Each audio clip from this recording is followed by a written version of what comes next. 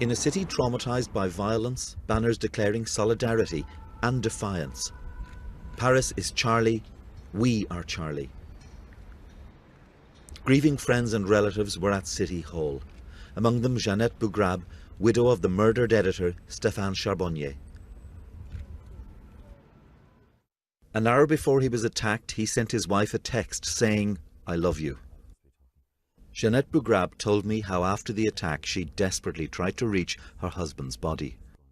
We went to Charlie Hebdo, a lot of policemen in the street, and when I arrived, I didn't know if my husband was alive or was not alive, and people say he's died, and I couldn't believe that it's possible because he's too young.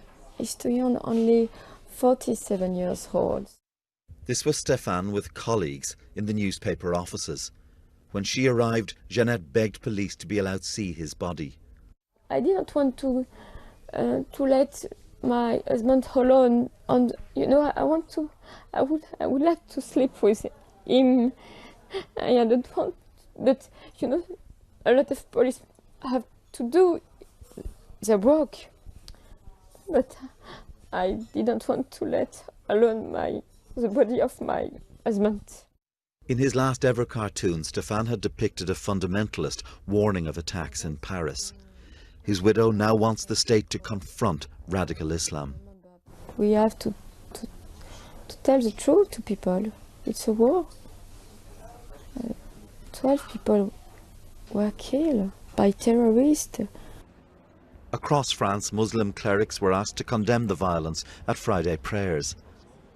At the Grand Mosque in Paris, there was strong security and sympathy for the victims of extremist violence. We are disgusted by what's happening, this young man said. They're not an example for Muslims. They're murderers, assassins and madmen. At City Hall today, a promise to protect the democratic values of the Republic, but also from the widow of a murdered editor. Will you fight on for freedom of speech? I'm staying in France. I'm fight for freedom, but I know that I could be killed by terrorists. It's possible in France. Welcome to France. So I'm very, I think, I just want to cry. Fergal Keane, BBC News, Paris.